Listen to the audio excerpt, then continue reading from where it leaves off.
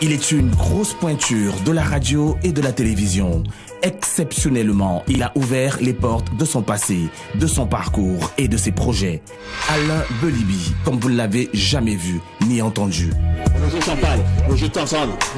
C'est la messe du dimanche à la télé. Chaque chaîne a la sienne. Chaque téléspectateur a ses stars. Pourquoi les débats télévisés du dimanche attirent tant? Décryptage dans le Zoom. Savez-vous comment se fabrique un journal télévisé? Caméra embarquée dans les studios de la chaîne Vision 4. Les secrets de la fabrication de son journal. Ce sera dans le Making of. Notre rédaction regarde tout, écoute tout, lit tout. Rendez-vous avec le zapping en fin d'émission. Mais d'abord, le début. 5, 4, 3, 2, 1, ça tourne! Bonjour et bienvenue dans ce numéro de Travelling. Le voyage dans le monde des médias commence tout de suite avec une enquête sur un phénomène devenu familier.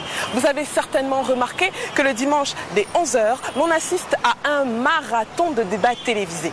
Les analyses les plus pertinentes sur les faits d'actualité peuvent se mêler aux chamailleries les plus violentes. Pourquoi donc cet engouement autour de ces débats télévisés? C'est l'enquête menée par Estelle Nyangono et Brice Fotso. Vous m'en voulez personnellement, certainement, parce que vous auriez voulu me ressembler. Vous auriez voulu me ressembler, mais vous n'avez pas le niveau que j'ai. Et c'est le bon Dieu qui l'a voulu ainsi. Coup de gueule. C'est le bon Dieu qui a sa place. Coup de pied. Ça bouge sur les plateaux de débat. Merci pour cette précision. Les débats du dimanche sont des multiples pôles d'émotions, des lieux de spectacle. Nous, à la CRTV Télé, on n'a pas encore eu à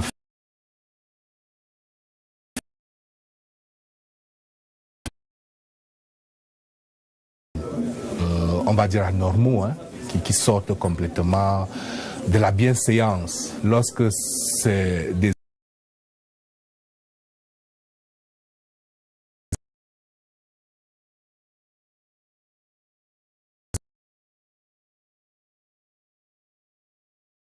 production du débat télévisé. Club d'élite, comme le nom l'indique,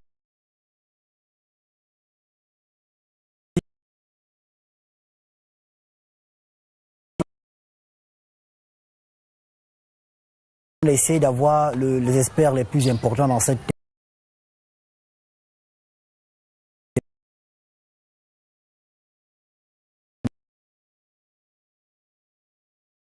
invité tel invité. Non, ce n'est pas ça qu'on recherche. On recherche une sorte de conscientisation des masses. Il arrive, et c'est totalement absurde, de voir sur un plateau de débat un présentateur dire à un invité que c'est votre tour de parole. Qu'est-ce que vous dites par rapport à ce que tel autre a dit, etc. Vous imaginez que le débat, si on devait s'en tenir uniquement à cette forme-là, le débat serait considéré comme une sorte d'assemblage des opinions, Et ce qui, de mon point de vue, ne peut pas permettre à un téléspectateur de tirer le meilleur du débat.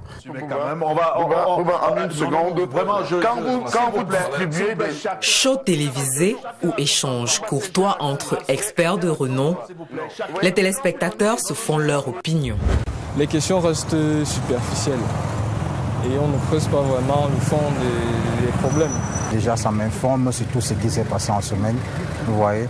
Et là, bref, nous sommes au courant de tout ce qui se passe sur notre territoire national. Ça me plaît pas, pourquoi? Parce que c'est des adultes qui le font et puis je me pose la question que bon, quand les enfants voient ça, est-ce que c'est normal que les vieux entre eux c'est bagarre, les hommes mieux entre eux c'est bagarre? Un exemple. Échange d'avis contradictoires entre plusieurs panélistes sur des sujets précis. Les débats du dimanche sont entre 10 et 14 heures, le rendez-vous qui met à nu l'actualité. Les débats du dimanche étaient informés et fait comprendre l'information. Parce que tout au long de la semaine, on aura appris qu'il y a eu ci ou ça. Mais le dimanche, au moins, on faisait appel à des lectures à l'origine des experts, pour aider à comprendre l'information. Parce qu'informer c'est bien, mais faire comprendre l'information c'est mieux. Les débats marquent un temps fort du point de vue temporel, en ce que le dimanche permet de revisiter l'actualité de la semaine et de faire des projections sur la semaine qui commence dès le lendemain. Canal Presse, c'est un peu le reflet de l'actualité de la semaine. Donc on fait une espèce de random de toute l'actualité qui s'est déroulée en semaine et à travers des invités, des panélistes qui viennent décrypter cette actualité. Voilà la matière politique. À ce jour, il s'agit davantage d'un phénomène de mode qui consiste à capter l'attention des téléspectateurs, mais toujours avec la même procédure.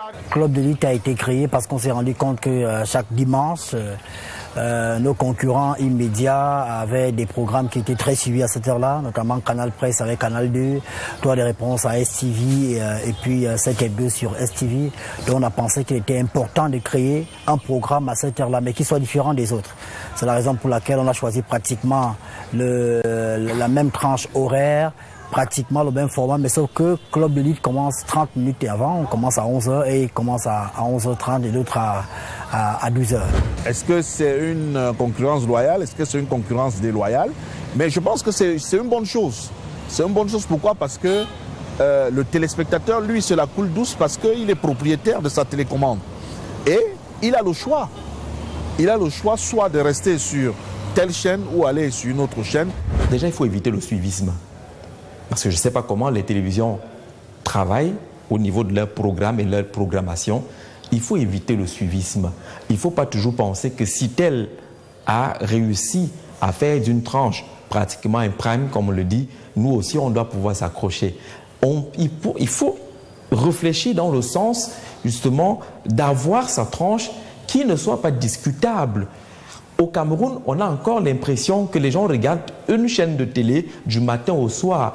On ne regarde pas la télé de façon continue. On regarde la télévision en fonction des tranches et des programmes. C'est pour cela qu'on a la possibilité de zapper. Du droit à l'économie, en passant par la géopolitique, la communication, les finances, la sociologie et bien d'autres domaines, les panélistes, toujours les mêmes, sont à leur aise. Les débats sont donc cette expression de l'autre dimension de la démocratie, où chacun dit ce qu'il peut dire, ce qu'il doit dire. Est-ce que c'est toujours le propos juste? C'est un autre débat. Est-ce que c'est toujours un propos patriotique? C'est un autre débat. Mais le fait est qu'il faut remplir un vide. Il n'y a pas un seul humain sur Terre qui puisse tout connaître. En revanche, on peut être assez pointu sur plusieurs domaines. Parce que, contrairement à ce qu'on pense aujourd'hui, la plupart des grands érudits, des grands savants dont nous avons appris les œuvres, Voltaire, Newton, tout ce que vous voulez, Descartes, vous avez des gens, Pascal, vous avez des gens qui ont écrit des ouvrages, mais alors retentissants jusqu'aujourd'hui en philosophie, en physique, en mathématiques, en droit. L'éclectisme n'est pas en soi une limite. C'est une critique qu'on nous fait constamment, mais parfois j'ai envie de dire aux gens, essayez de vous mettre à ma place ou à la place d'Aimé Robert quand il était là pendant 2 mois. Vous verrez qu'on n'a pas un panel, j'ai envie de dire, fourni et de haut niveau. Parce que nous, on a pris le pari d'éviter les bagarres sur les plateaux. On a pris le pari de la hauteur dans le traitement des sujets. Généralement, on a des invités loquaces, on a des personnes qui se sentent très à l'aise dans certains sujets, ce qui explique le pourquoi de cela. Et c'est pour cette raison justement qu'on peut retrouver sur une semaine ou deux les mêmes invités. Lorsque nous avons déniché à Scène de Presse il y a quelques années, c'était Dieudonné Somba. Lors de sa première émission de télé, c'était sur la CRTV à Scène de Presse il y a quelques années. Dès le lendemain, tous les confrères de la presse nationale m'ont appelé pour me demander son numéro. Et c'est ainsi qu'il s'est mis à faire le tour des médias. Dans le même temps, vous avez un certain nombre d'acteurs qui ont la connaissance, qui ont l'expertise, qui peuvent apporter à la cité, mais qui font de la rétention de l'expertise. Qu'est-ce que vous voulez? On compose à ceux qui sont disposés à transmettre leur savoir. Presque qui roule, pas vraiment cool, presque qui coule, me casse les couilles. Si vous avez un Mathias Eric Onanguini qui, le dimanche d'avant, était sur un autre plateau avec une autre chaîne de télévision, si avec ce Mathias Eric Onanguini, vous abordez un nouveau sujet, avec de nouveaux angles, avec un présentateur qui a préparé, qui a trouvé les statistiques, qui a trouvé des éléments de contexte documentation et qui connaît le sujet, je vous assure que vous ne verrez pas le même Mathias Eric que celui que vous avez regardé sur une semaine sur un autre plateau.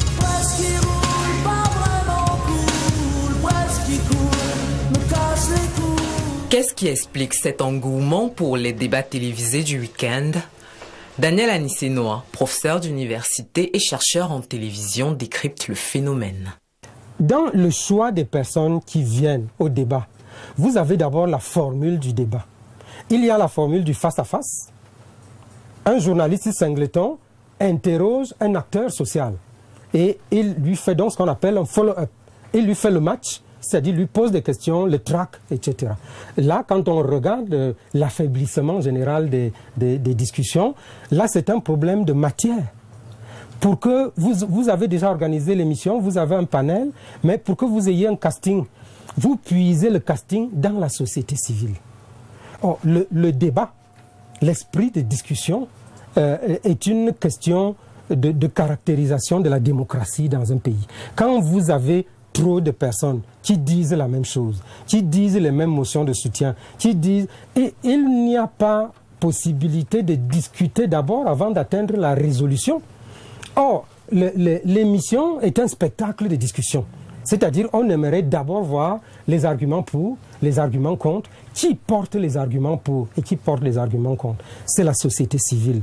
Les partis politiques, les acteurs des partis politiques ne peuvent pas intervenir dans des émissions de débat parce que vous le savez, le parti politique, lui, il intervient directement dans le sens de la conquête du pouvoir. Donc, il agresse le pouvoir. Il faut agresser les idées, il faut porter l'esprit critique. Donc, ce sont les chercheurs, ce sont les membres de la société civile. Et je m'amuse toujours à voir la détresse des producteurs des émissions de débat, que ce soit en radio ou en télévision, qui supplient parfois quelqu'un en disant « Vraiment, pardon, viens, parce que sinon je n'ai personne pour donner la contradiction. » Je vous fais la confesse, je ne vais pas vous rater. Faisant partie intégrante de l'émulation démocratique d'une nation, les débats du dimanche mettent en évidence la liberté d'expression au Cameroun, mais avec un fort besoin de recadrage. Un débat, c'est aussi une émission de radio, une émission de télévision. Ça veut dire un cadre structuré, organisé en rubriques. Et ce sont ces rubriques qui permettent aux invités, qui permettent aux panélistes, entre guillemets, et aux téléspectateurs de respirer et donc de relancer le débat. Le présentateur, lorsqu'il ne fait pas preuve d'un certain professionnalisme, d'un certain tact pour pouvoir soit recadrer, soit relancer le débat, eh bien très facilement le débat peut virer au vinaigre. Il faut donc que les directions des programmes et autres réfléchissent et puissent intégrer leurs programmes en fonction de leurs ambitions, pas seulement en fonction d'un quelconque concurrent. C'est un peu ça, on se perd et du coup naturellement on regarde une minute ici, une minute là-bas en cherchant là où c'est plus chaud.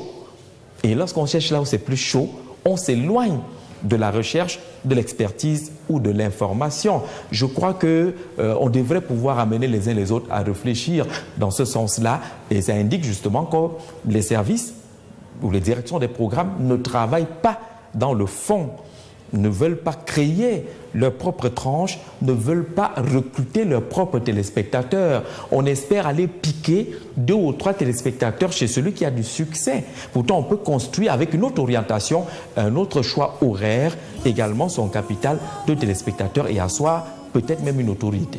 Justice, elle est instrumentalisée. Informer l'opinion sur les faits d'actualité est un geste noble, mais le faire dans le respect des valeurs humaines et de l'éthique du journalisme, c'est encore mieux. C'est le programme phare de toutes les chaînes de télévision de l'information au monde. Il est diffusé à des horaires fixes et selon les chaînes, toutes les demi-heures. Vous l'aurez compris, il s'agit du journal. Celui de Vision 4 est l'un des plus regardés au Cameroun et sa production est un travail de longue haleine. Secret de fabrication du journal télévisé de Vision 4, 24 heures d'immersion au cœur de sa rédaction et de sa régie. C'est un reportage exclusif d'Estelle Nyangono et de Brice Fotso.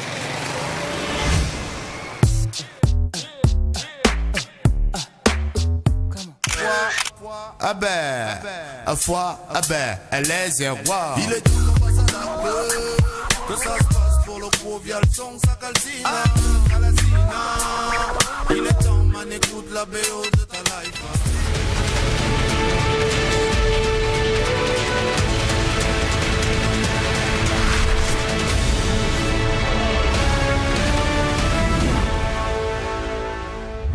Le journal de 20 heures de la chaîne de télévision Vision 4 est l'une des éditions d'information au Cameroun s'inscrivant dans la sphère du panafricanisme. Avec environ 1 million de vues par jour, ce journal a pour devise informer, sensibiliser et éduquer. Pour ce faire, sa fabrication est un travail de longue haleine. D'ici là, mesdames et messieurs, passez de magnifiques moments sur votre chaîne de télévision. Bonne soirée, bon week-end.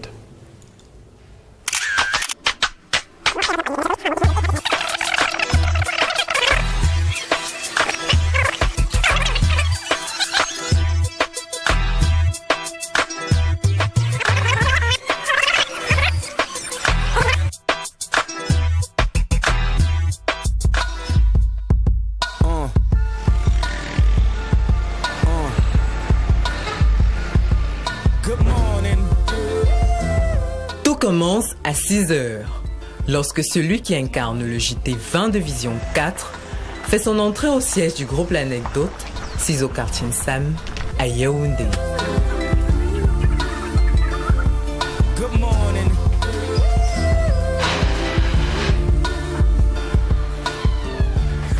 Prenons le pôle de l'actualité via la presse écrite. Jean-Jacques Zé procède en direct au préalable à la revue de la presse des 7 heures, en guise de coup d'envoi d'une journée bien remplie. Après la revue de la presse, il y a une autre revue qui recommence parce qu'on doit reparcourir tous les journaux pour voir quelques sujets d'actualité qui pourraient intéresser ma rédaction, pour revoir et peut-être émettre également quelques critiques parce qu'on est obligé de passer par là. S'ensuit la conférence de rédaction. Le modérateur n'est autre que le présentateur, qui revêt également la casquette de rédacteur en chef. Le communiqué de l'organisateur dit bien que c'est de la faute du partenaire aérien. C'est bien précisé dans le communiqué. Je parle de l'organisateur. Ok, c'est bon. L'objectif ici est de faire le point sur l'édition du journal de la veille, de meubler le journal du soir et d'attribuer les sujets aux journalistes qui se déploient sur le terrain. Avec tout ce qui entre dans le cadre d'une conférence de rédaction normale, les reporters vont sur le terrain, il faut faire le suivi. En même temps, il faut s'occuper des tâches administratives de façon assez intense quand même, jusqu'à 16h, 17h. À 17h, on s'arrête pour faire le point maintenant par rapport au journal de 20h. Ok, c'est bon. Ce qu'on fait, c'est on fait la démarche journalistique. Monsieur Tchabak, on fait la démarche du journaliste. Il y a ce qu'on appelle la source. Dans un événement, chacun dit sa part. Toi, ton travail n'est pas de dire que tel manque. Le téléspectateur n'est pas dupe. Celui qui nous regarde à la télé là, il sait quand vous mentez. Pourquoi le ciment est toujours aussi cher? Rencontrer et les associations de consommateurs et les consommateurs, afficher les prix à l'écran par marque de ciment. Est-ce que le Camerounais, toi et moi, on peut construire? Et c'est votre équipe qui part avec eux.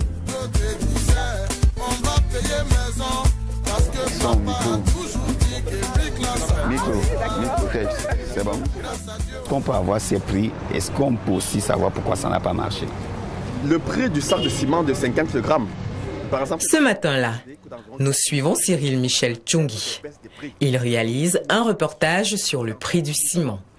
Il est donc question de rencontrer d'abord la Ligue des consommateurs pour donner son avis sur le sujet.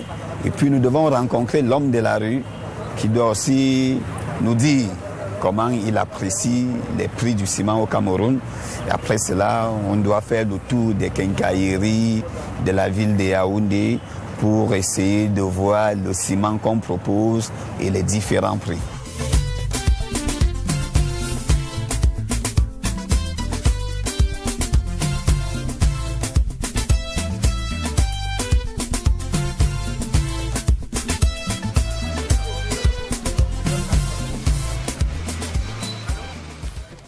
De retour à la rédaction avec les informations collectées, Michel procède à la rédaction de son article, à l'enregistrement de la voix et enfin au montage de son reportage. Je commence par le chapeau, c'est la première partie, il faut commencer par là pour avoir l'idée de ton papier même, parce que c'est à base de ton chapeau que tu vas donc asseoir les idées pour écrire le papier. Il n'y a pas de problème, tu peux t'asseoir.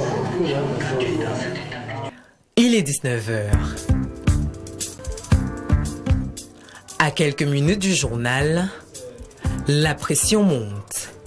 L'atmosphère s'épaissit en salle de montage et en régie. Les va-et-vient du chef d'édition, les lancements de reportages en main se multiplient. Chacun gère le stress comme il peut. Il y a des jours où vous vous retrouvez avec 3 ou 4 éléments prêts à moins 15 minutes du journal. Là, c'est des moments qu'il ne faut pas vivre. Si le frigo est vide, c'est encore grave. À la limite, il faut faire du réchauffé. Il faut chercher un vox pop qu'on a peut-être conservé ou oublié depuis un certain temps. Dans tous les cas, il faut trouver quelque chose. Ça arrive beaucoup de fois, peut-être parce qu'une machine a lâché ou il y a eu une coupure et le groupe de relais n'a pas démarré à temps.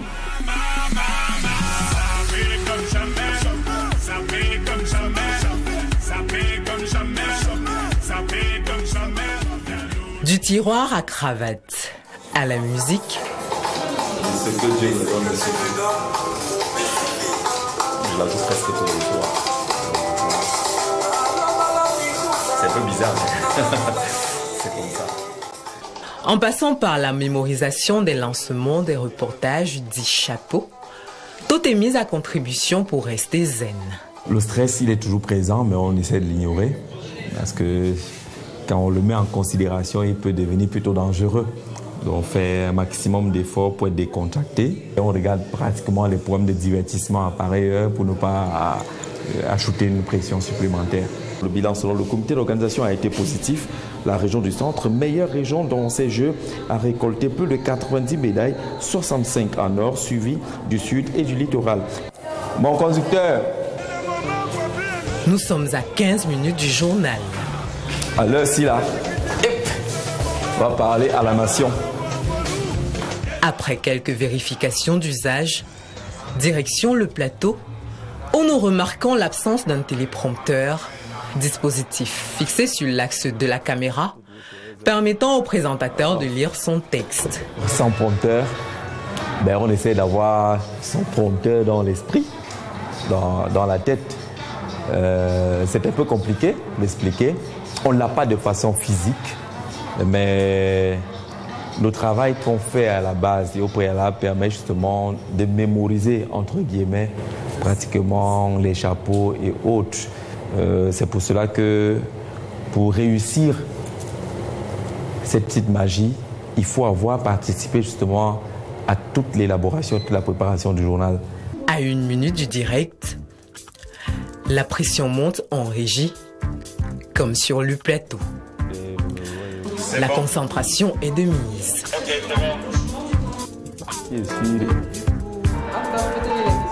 Oh ouais. Oh ouais.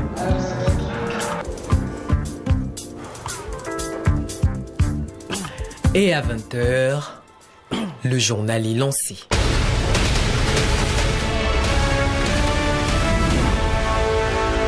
Monsieur, bonsoir. Le temps et le temps de l'information sur la télévision africaine. Bienvenue au journal. À la une de cette édition, une 4e cimenterie pour le Cameroun. mais les coûts restent encore élevés. 4 800, le prix de 50 kg de ciment, malgré les 4.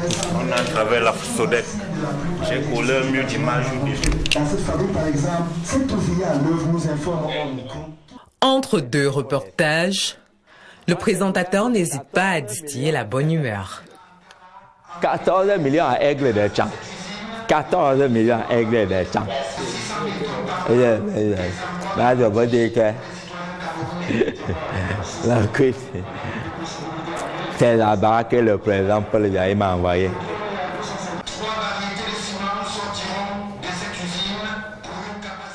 Et c'est ici que se referme cette édition du 20h. Au nom de toutes les équipes techniques et rédactionnelles, on vous dit merci de l'avoir suivi. N'oubliez pas le rendez-vous demain à 20h avec Parfait Haïti et toi.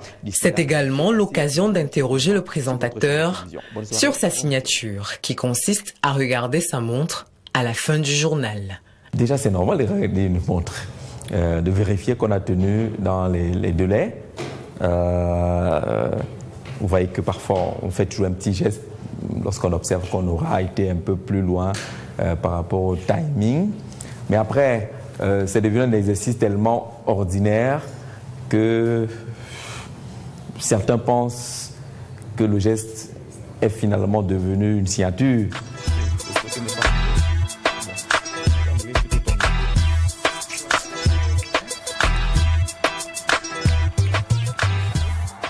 Après 15 heures de préparation pour une édition d'information de 30 minutes sur le petit écran, c'est un présentateur et un journaliste satisfait du travail abattu que nous retrouvons. Ouais, c'est un soulagement, surtout qu'on n'a pas eu de problèmes techniques à proprement parler. Et lorsque ça se passe comme ça, naturellement, on se sent soulagé.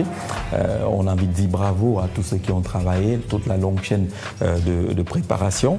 On dira merci également parce que on n'a pas eu à connaître des trous de mémoire dans notre système bien compliqué, sans téléprompteur et autres. Ça s'est bien passé, on est content. Ben là, il est 20h33 ou 34. Voilà. Voilà de quoi est fait au quotidien le journal de Vision 4. À bientôt pour un prochain Making of.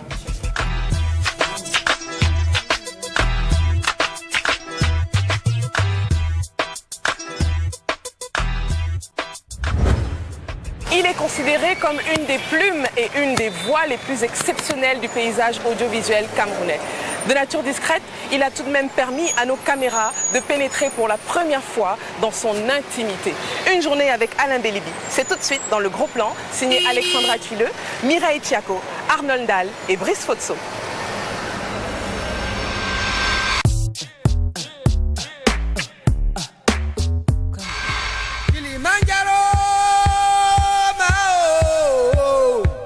Pour beaucoup de jeunes journalistes, c'est une référence. Pour moi, évidemment, c'est une référence. C'est quelqu'un qui connaît son métier, qui sait parler français. Et c'est en cela que moi, je l'admire. Ce monsieur a été major pratiquement dans toutes les salles de classe où il est passé. C'est un papa assez taciturne. Il ne parle pas beaucoup, mais il est observateur, très, très protecteur aussi.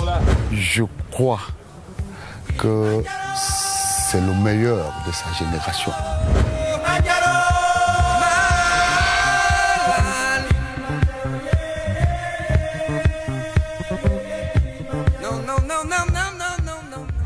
On ne parle plus que de ça. La prospérité, le bonheur, la santé, la joie, la réussite, l'amour, la paix, le succès. Pierre Semengue est l'invité d'actualité hebdo ce soir. Bonsoir Général. 58 ans et il a encore la pêche. Il suscite admiration, étonnement, inspiration.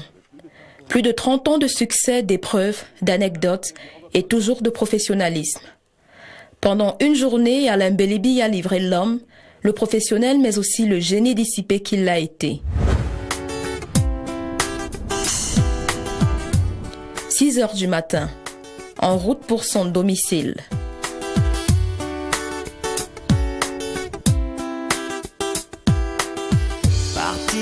Tout commence ici, dans sa résidence du quartier Mimboman à Yaoundé. Les montagnes, les déserts ne pourront pas t'arrêter.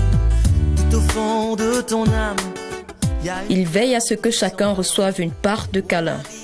Jaillir comme une étincelle de joie. Le soleil viendra, qu'importe le temps quand tu crois, la vie t'appartient.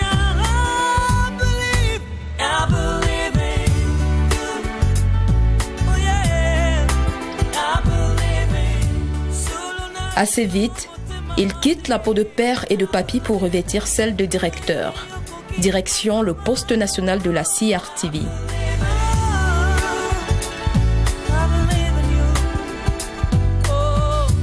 C'est aussi le moment où il est relativement détendu pour parler de sa famille et des souvenirs pesants.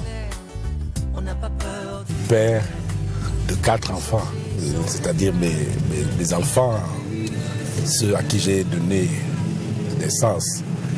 Mais autour de moi, il y a de très très nombreux enfants, des neveux, des nièces, les fils et les filles de quelques amis disparus qui sont autour de moi.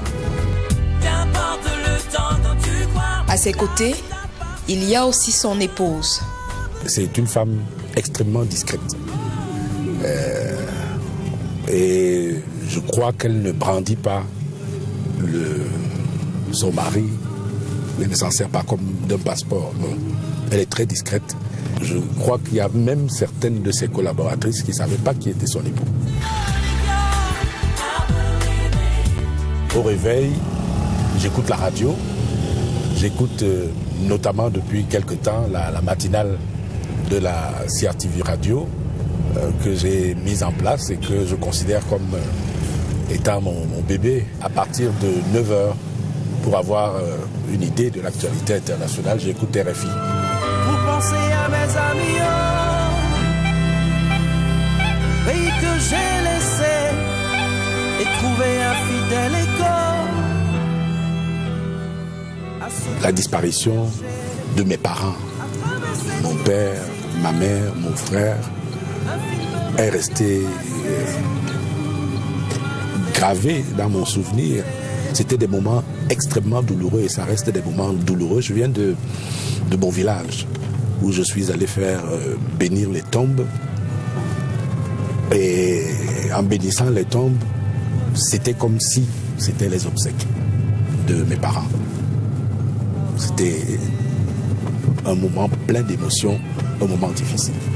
À travers cette immensité, un film relié au passé. C'est la force de vos pensées qui me fait avancer.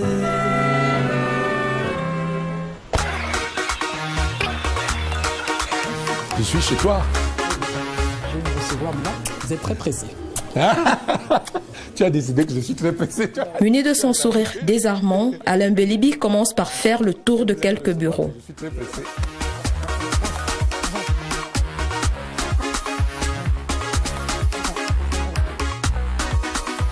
Ce matin, lui, directeur central de l'antenne radio de la CRTV, doit présider une réunion. Le coordonnateur technique de cette équipe, c'est M. Chia. Parti pour durer 10 minutes, la réunion prendra finalement 1 heure. Une fois sorti, Alain Belibi devra encore régler quelques rendez-vous au bureau.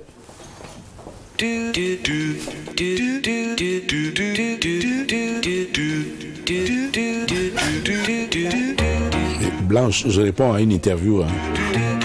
Enfin, l'espace confidence. Sur son rêve d'enfant d'abord et d'écolier dissipé aussi. J'ai eu la chance d'être brillant à l'école primaire comme dans le secondaire. Je n'avais pas besoin de faire un effort particulier et j'en abusais un peu. Souvenir, souvenir. Déjà jeune, il rêvait d'autre chose, par envie et par défi. J'ai voulu devenir médecin parce que j'ai été très malade quand j'étais au cours moyen 2 et que à cette époque-là, je me suis lié d'amitié, si on peut dire, avec mon médecin traitant qui, à ce qu'il disait, je le répète, estimait que j'étais un enfant extraordinairement intelligent. Donc il venait bavarder avec moi chaque fois qu'il avait terminé sa ronde. Maintenant, je me disputais un petit peu avec mon père de temps en temps. Et il avait pour moi des mots quand il regardait mon bulletin de notes. Il me disait, écoute, toi, tu peux faire que les langues. Tu peux pas faire les mathématiques. Ça, c'est au-dessus de toi. Et quand je suis passé en seconde, je lui ai dit, je vais te montrer que je peux faire ce que je veux. C'est comme ça que je suis allé en terminale C, en classe de seconde D, puis première C et terminale C. Le journalisme s'est finalement imposé, non sans balbutiements. J'ai fait, pendant que j'étais en terminale au lycée Leclerc, un premier concours. C'était le concours d'entrée à l'Institut africain d'informatique, qui correspondait un petit peu mieux au profil d'un étudiant de C. Mais par inconstance précisément, le concours qui durait 3 jours, je suis allé les 2 premiers jours, le 3e jour, je suis tombé sur des camarades de classe qui m'ont dit « Qu'est-ce que tu vas aller faire à Libreville ?» Donc je n'ai pas continué. Nous sommes en 1978. Alain Belibi entre major de la 8e promotion de l'École supérieure internationale de journalisme de Yaoundé, avec pour camarades de banc Denise Epoté, Michel Ndjok Abanda, Charles Ndongo. C'était, si je ne craignais pas d'être immodeste, c'était une promotion dorée. Effectivement, c'était une promotion dorée. Je crois que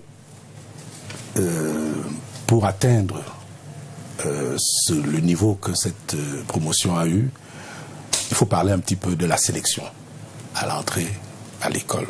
La sélection était sans complaisance. Nous étions 3 ou 4 milliers à nous présenter à ce concours et il y avait une quinzaine de places.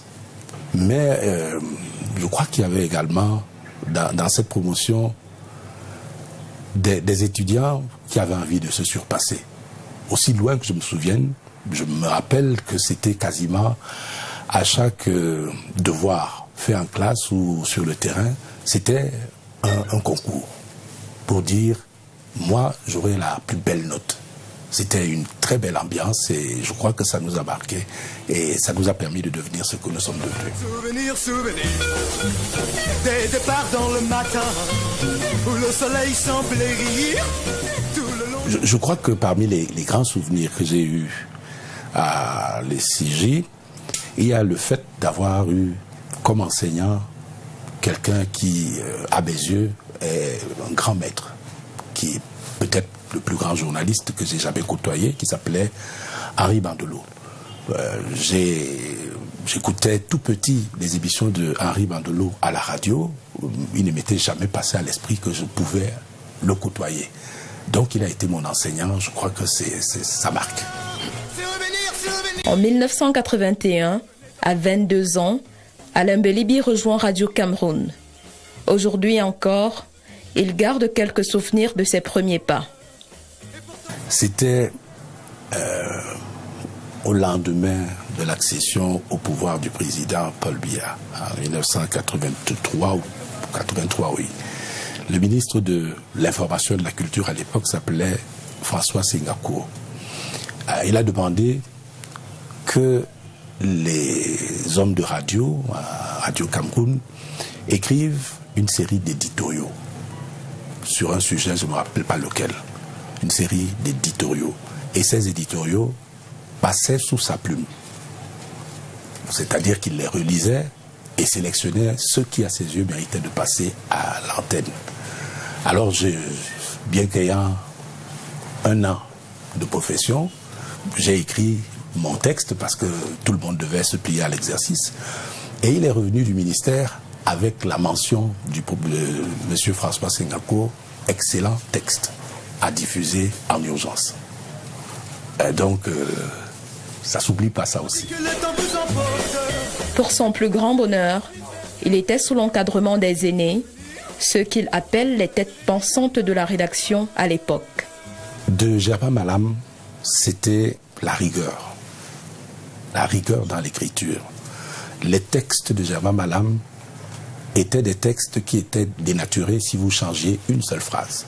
C'était extrêmement rigoureux. De Jean-Claude Autou, la scénarisation de l'information. C'est-à-dire que Jean-Claude Autou ne se contentait pas de vous dire ce qui s'est passé. Il le mettait en scène et vous aviez l'impression de participer vous-même à l'information qu'il vous donnait. Il y avait Gervais Mbarka, dont la tête foisonnait d'idées, n'est-ce pas? Je me rappelle que le 6 novembre 1982, il a écrit un texte inoubliable qui ne comportait que des questions. Que des questions. Pendant 1 minute et demie, le texte de Gervais Mbarka ne comportait que des questions. Combien étaient-ils aujourd'hui dans les rues de Yaoundé? D'où venaient-ils? Que se passait-il dans leur tête? Connaissaient-ils Paul Biya? Ça va? Sa vie de reporter, il la vivra aussi au service des sports de la télévision, une fois qu'elle sera créée. En toute humilité pour ses compétences en la matière. J'ai réunion avec toi, non?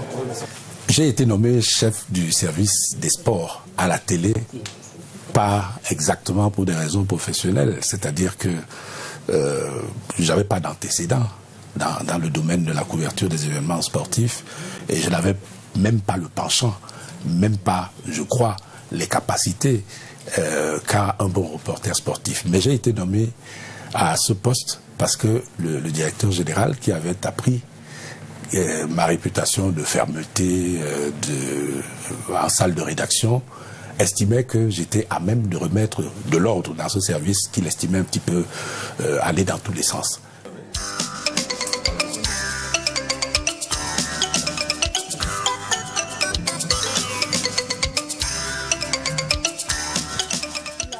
Et peu à peu, il gravit les échelons des rédactions télé et radio de la CRTV, au point de se voir confier la présentation du journal parlé. Vous arriviez à la rédaction, on vous maltraitait un peu au tout début, le bisoutage. Vous n'aviez pas accès à la salle de rédaction, vous deviez découper les dépêches. Et puis un jour, on vous permettait d'accéder à la salle de rédaction, puis d'écrire une brève qu'on ne lisait pas. Et ça durait quelques mois. Et vous aviez enfin la possibilité d'écrire une brève qu'on lisait. Puis vous aviez la possibilité de participer au journal parlé et enfin de le présenter. Je ne me laissais pas intimider. J'avais une confiance folle en moi-même, complètement folle, parce que ce que je pensais de moi n'était pas tout à fait l'image que je donnais, mais j'avais vraiment confiance en moi et quand j'allais à l'antenne, j'avais le trac comme tout le monde pendant les 5 ou 10 premières secondes et puis après, tout allait bien. Quant à sa recette pour se faire distinguer, d'abord j'avais l'ambition d'écrire des titres qui ne soient pas anodins. Écrire des titres, comme pour reparler de Jean-Claude Autou, scénariser l'information dans les titres. Et puis, il y a Actualité Hebdo.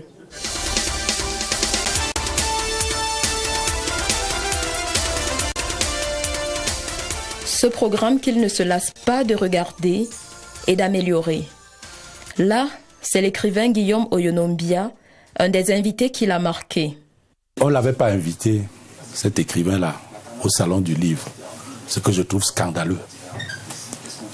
De mon point de vue, c'est le meilleur de tous les écrivains du Cameroun. Et il est mal en point, il est très malade. Personne ne s'occupait de lui.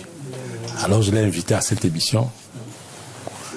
On a dû, de toute urgence, dépêcher une mission avec 2 ministres pour aller le voir, pour essayer de réparer. D'autres sont également restés dans son esprit. Mactar Sylla a été tellement impressionné par cette interview, cette émission, qu'il a décidé lui-même, sans que j'ai eu besoin de le lui demander, de me dédicacer son ouvrage en direct sur le plateau en lisant ce qu'il écrivait. C'était très joli. Après tant d'années, il reste attaché aux fondamentaux de la profession. Une interview, ça se prépare. Ça se prépare. Vous devez, à l'extrême limite, connaître déjà les réponses qu'on va vous donner.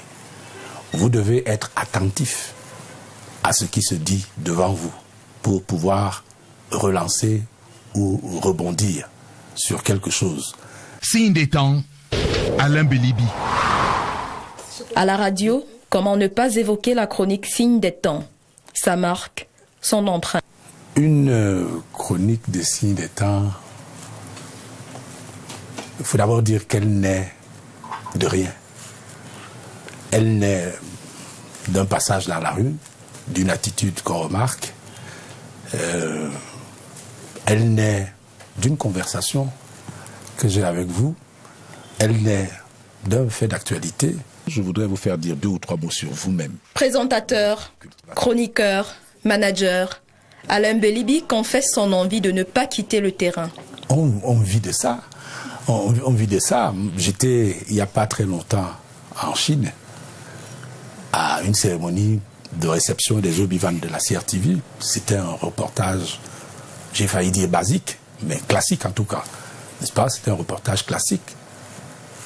Un journaliste ne vaut que par la restitution de ce qu'il a vu et entendu. Donc le reportage, si vous ne le faites pas, vous tournez la page. Pour ses confrères, Alain Belibi espère un esprit différent, une pratique améliorée. Il y a une tendance néfaste à l'autosatisfaction. Le problème chez nous, c'est que nous sommes une république de chats. Tout le monde naît avec une moustache. Ça veut dire que vous commencez le métier aujourd'hui, demain vous avez le sentiment d'être le meilleur, et forcément, quand on roule les mécaniques, quand on a la grosse tête, ça donne des résultats qui ne sont pas toujours réjouissants. Toutefois, il ne cache pas ceux qui l'impressionnent encore. Je citerai probablement en premier lieu Patrice Etou-Dimbala, une de mes collaboratrices, qui s'appelle Chita Bilé, qui est quelqu'un qui a beaucoup d'avenir et qui en plus a une qualité rarissime pour ceux qui ont du talent. C'est-à-dire avoir du talent et être travailleur, c'est rare de trouver ça. En général, ceux qui ont du talent s'en contentent. Chita Bilé allie les deux. Et quelle vie espère-t-il après le journalisme? J'ai entendu depuis quelque temps une très belle phrase de quelqu'un d'infiniment plus célèbre qui disait « La terre ne ment pas ». Et je crois fermement que la terre ne ment pas.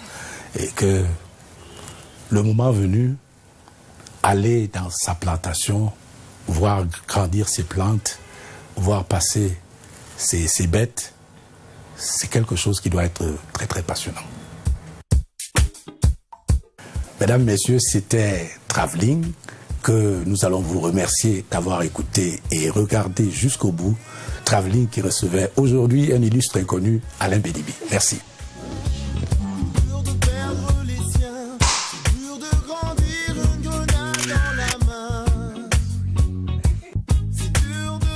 D'un sourire chaleureux et d'une générosité sans limite, Alain Belibi est donc ainsi, entier, heureux et toujours vrai.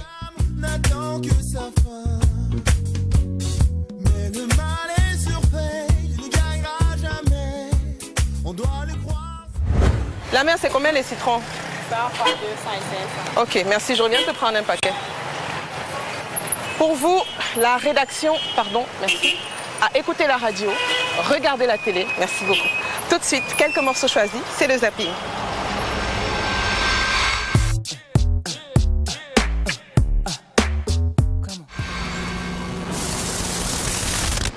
Pendant que vous y êtes, acceptez qu'on vous viole aussi un jour à Douala. Mais vous me l'avez promis, non? Mais on a vu également des images comme ça, peut-être même plus pire. Vous avez un fils de 5 ans, non? S'il vous plaît. Vous verrez. Vous voulez vous attaquer à mon fils, madame? S'il vous plaît, et vous vous attaquez aux enfants des autres. Les éditions Sonima avec Catino. La femme du peu. Nous parlons de la servante. Pourquoi c'est au travers de là où le Seigneur m'a pris? C'est là où je vais rentrer pour annoncer la bonne nouvelle. Arrêtons de rejeter le reste. Nous sommes tous des frères et sœurs. Alléluia. On se calme. Oui. Maître, je vous en Parce prie. que vous ne faites pas l'exception. Ce n'est pas le but. Ce n'est pas le but. Vous n'avez aucune valeur particulière. Vous êtes en face d'une femme qui est juriste et qui sait pas ce que c'est que la criminalité. La criminalité, c'est voilà ce qui est puni par la loi, madame. Voilà mon professeur de droit. Oh, regardez-le bien, il va m'apprendre le droit, Sismondi. Mais regarde-toi un peu de modestie. Maître, s'il te plaît. Vraiment, non, tu me l'as amené ici, c'est pour qu'on fasse la guerre. Je ne suis pas contre la guerre. Mais alors, je sais faire la paix. Asseyez-vous et faites-le. Asseyez-vous. Tu ne me donnes aucun nom. Votre nom? Mopao Mokondi le maximum. MM. Frontière Aliwa. Mokolo Bilanga. Samukwale Yako Pesambongo. Loi. Samukwale Yako Pesambongo. Kimba. Ah oui. Je connais. Il y a une partie dans la chanson où vous chantez.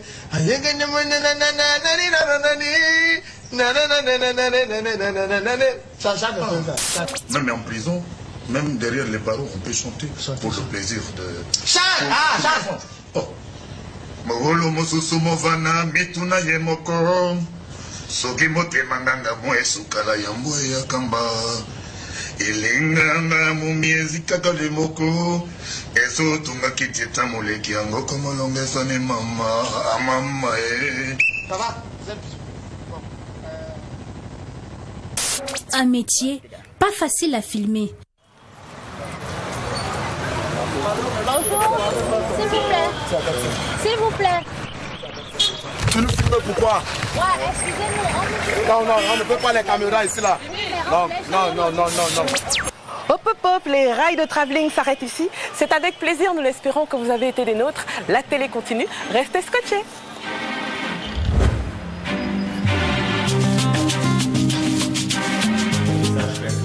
Geek, quitte le champ. Pourquoi tu as laissé ça? Pourquoi? Venez avec. Ils t'ont dit qu'ils sont venus. On est précis. Il y a encore combien de papiers pour montage? Je vais laisser ça là. Oui, Massino.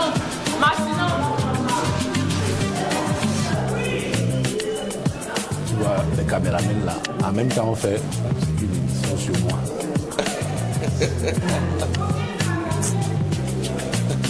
Ma vie est compliquée. Alors pourquoi cet engouement autour de ces débats télévisés? C'est une enquête menée par Estelle Nyangono et Brice Fotso. J'ai oublié faire l'actualité là. Oh, mais bon, ça va. La télé continue, restez scotchés.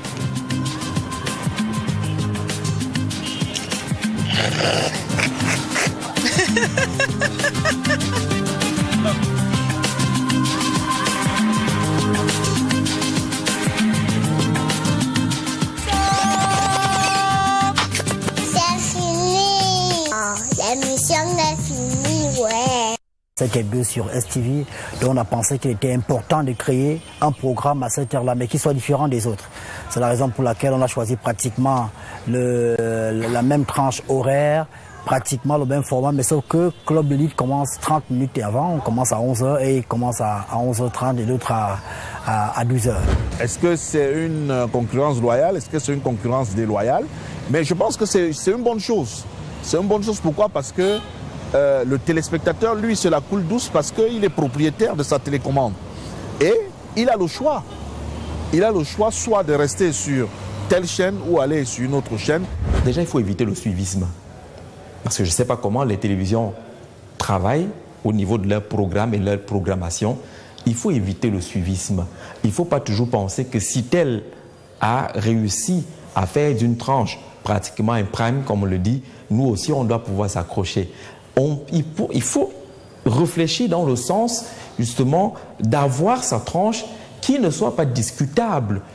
Au Cameroun, on a encore l'impression que les gens regardent une chaîne de télé du matin au soir. On ne regarde pas la télé de façon continue.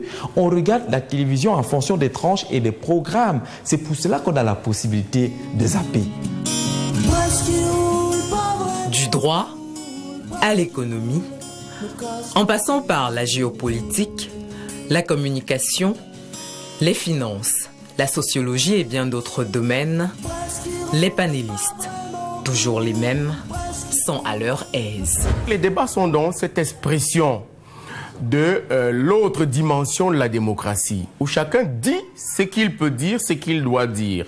Est-ce que c'est toujours le propos juste? C'est un autre débat. Est-ce que c'est toujours un propos patriotique? C'est un autre débat. Mais le fait est qu'il faut remplir un vide. Il n'y a pas un seul humain sur Terre qui puisse tout connaître. En revanche, on peut être assez pointu sur plusieurs domaines. Parce que, contrairement à ce qu'on pense aujourd'hui, la plupart des grands érudits, des grands savants dont nous avons appris les œuvres, Voltaire, Newton, tout ce que vous voulez, Descartes, vous avez des gens, Pascal, vous avez des gens qui ont écrit des ouvrages, mais alors retentissants jusqu'aujourd'hui en philosophie, en physique, en mathématiques, en droit. L'éclectisme n'est pas en soi une limite. C'est une critique qu'on nous fait constamment, mais parfois j'ai envie de dire aux gens, essayez de vous mettre à ma place ou à la place d'Aimé Robert quand il était là pendant 2 mois. Vous verrez qu'on n'a pas un panel, j'ai envie de dire, fourni et de haut niveau. Parce que nous, on a pris le pari d'éviter les bagarres sur les plateaux. On a pris le pari de la hauteur dans le traitement des sujets. Généralement, on a des invités loquaces, on a des personnes qui se sentent très à l'aise dans certains sujets, ce qui explique le pourquoi de cela. Et c'est pour cette raison justement qu'on peut retrouver sur une semaine ou 2 les mêmes invités. Lorsque nous avons déniché à scène de presse il y a quelques années, c'était Dieudonné Somba. Lors de sa première émission de télé, c'était sur la CRTV à scène de presse il y a quelques années. Dès le lendemain, tous les confrères de la presse nationale m'ont appelé pour me demander son numéro. Et c'est ainsi qu'il s'est mis à faire le tour des médias. Dans le même temps, vous avez un certain nombre d'acteurs qui ont la connaissance, qui ont l'expertise, qui peuvent apporter à la cité, mais qui font de la rétention de l'expertise. Qu'est-ce que vous voulez? On compose à ceux qui sont disposés à transmettre leur savoir. Presque qui roule, pas vraiment cool. Presque qui coule, me casse les couilles. Si vous avez un Mathias Eric Onanguini qui, le dimanche d'avant, était sur un autre plateau avec une autre chaîne de télévision, si avec ce Mathias Eric Onanguini, vous abordez un nouveau sujet, avec de nouveaux angles, avec un présentateur qui a préparé, qui a trouvé les statistiques, qui a trouvé des éléments de contexte documentation et qui connaît le sujet, je vous assure que vous ne verrez pas le même Mathias Eric que celui que vous avez regardé sur une semaine sur un autre plateau.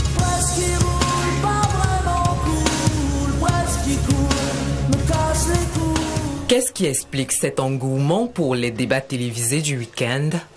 Daniel Anissenoa, professeur d'université et chercheur en télévision, décrypte le phénomène. Dans le choix des personnes qui viennent au débat, vous avez d'abord la formule du débat. Il y a la formule du face-à-face. Un journaliste singleton interroge un acteur social et il lui fait donc ce qu'on appelle un follow-up. Il lui fait le match, c'est-à-dire lui pose des questions, le traque, etc. Là, quand on regarde l'affaiblissement général des discussions, là c'est un problème de matière. Pour que vous avez déjà organisé l'émission, vous avez un panel, mais pour que vous ayez un casting, vous puisez le casting dans la société civile. Oh, le débat, l'esprit de discussion est une question de caractérisation de la démocratie dans un pays. Quand vous avez trop de personnes qui disent la même chose, qui disent les mêmes motions de soutien, qui disent... Et il n'y a pas possibilité de discuter d'abord avant d'atteindre la résolution. Or, l'émission est un spectacle de discussion. C'est-à-dire, on aimerait d'abord voir les arguments pour, les arguments contre, qui porte les arguments pour et qui porte les arguments contre. C'est la société civile.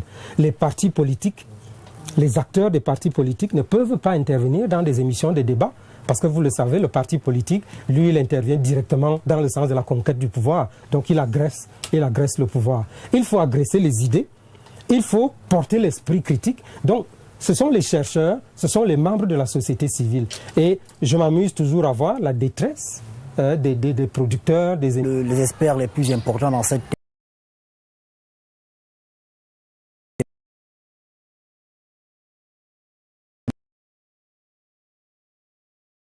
invité, tel invité. Non, ce n'est pas ça qu'on recherche.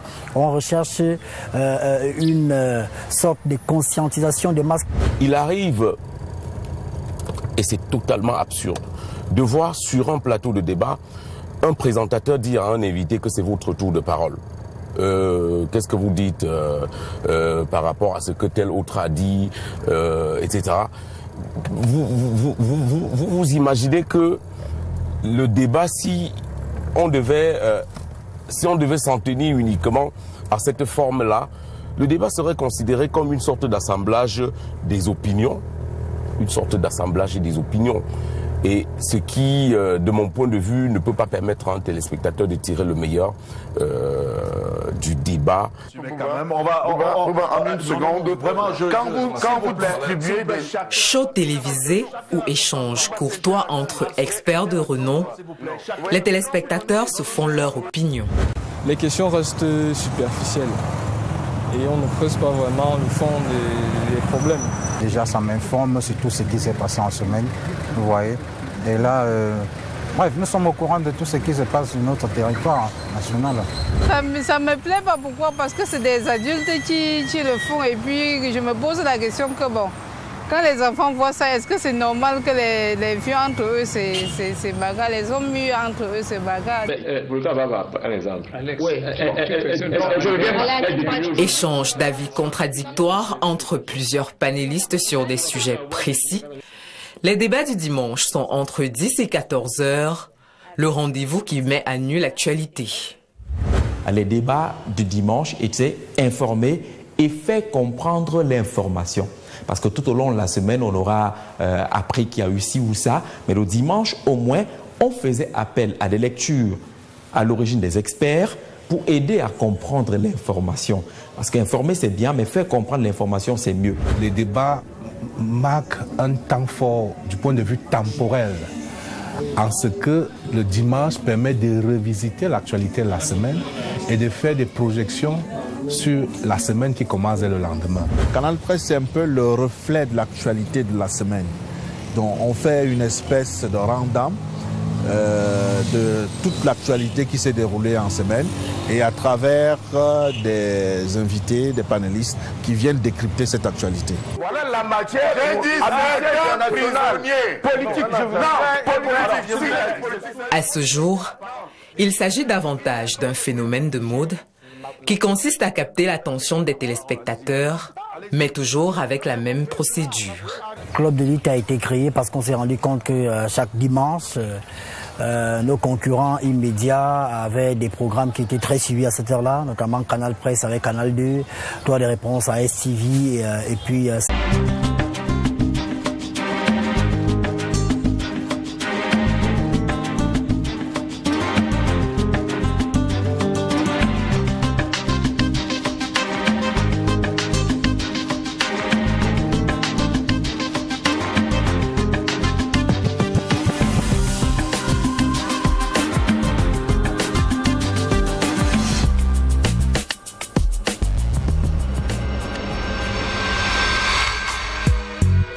Il est une grosse pointure de la radio et de la télévision. Exceptionnellement, il a ouvert les portes de son passé, de son parcours et de ses projets. Alain Belibi, comme vous ne l'avez jamais vu ni entendu.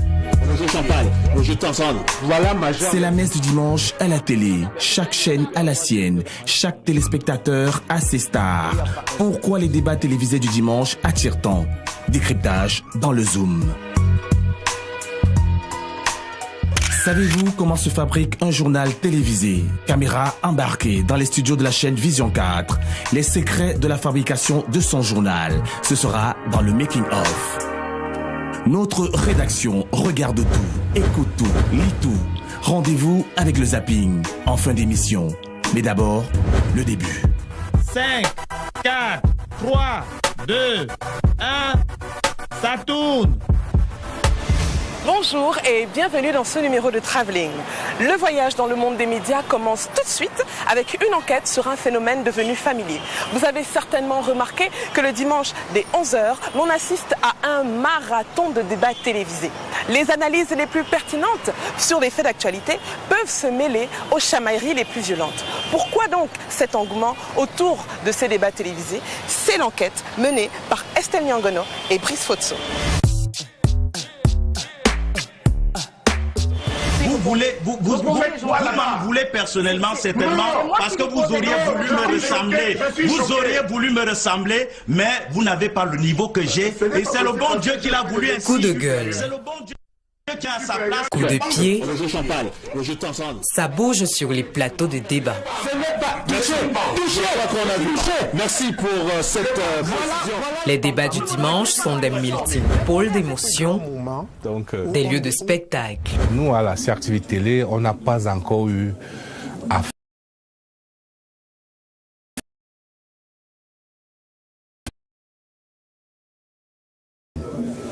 on va dire anormaux, hein, qui sortent complètement de la bienséance lorsque c'est des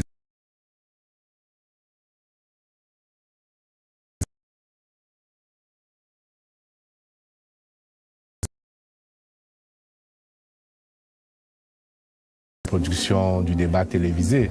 Club d'élite, comme le nom l'indique,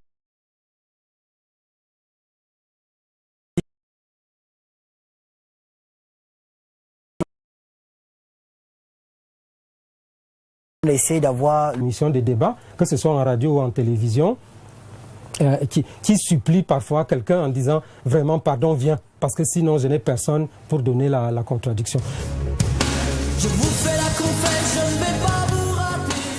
Faisant partie intégrante de l'émulation démocratique d'une nation, les débats du dimanche mettent en évidence la liberté d'expression au Cameroun, mais avec un fort besoin de recadrage. Un débat, c'est aussi une émission de radio, une émission de télévision. Ça veut dire un cadre structuré, organisé en rubriques. Et ce sont ces rubriques qui permettent aux invités, qui permettent aux panélistes, entre guillemets, et aux téléspectateurs de respirer et donc de relancer le débat. Le présentateur, lorsqu'il ne fait pas preuve d'un certain professionnalisme, d'un certain tact pour pouvoir soit recadrer, soit relancer le débat, eh bien très facilement, le débat peut virer au vinaigre. Il faut donc que les directions des programmes et autres réfléchissent et puissent intégrer leurs programmes en fonction de leurs ambitions, pas seulement en fonction d'un quelconque concurrent. C'est un peu ça, on se perd et du coup naturellement on regarde une minute ici, une minute là-bas en cherchant là où c'est plus chaud.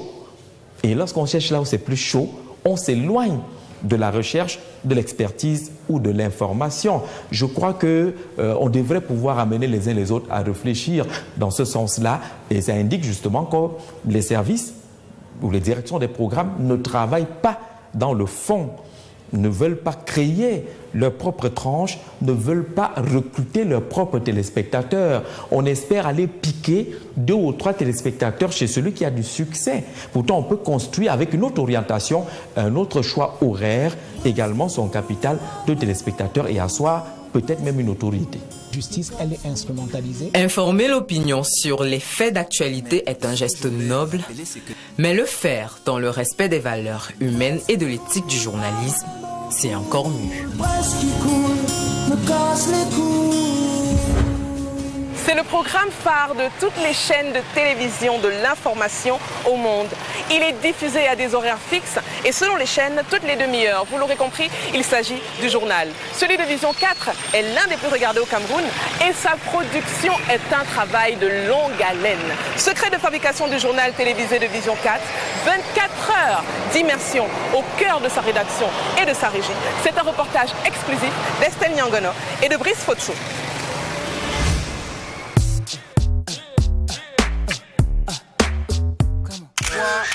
Ah ben, à fois, ah ben, elle est un roi. Il est que ça se passe pour le gros via le son, ça calcine. Il est temps, man, écoute la BO de ta life.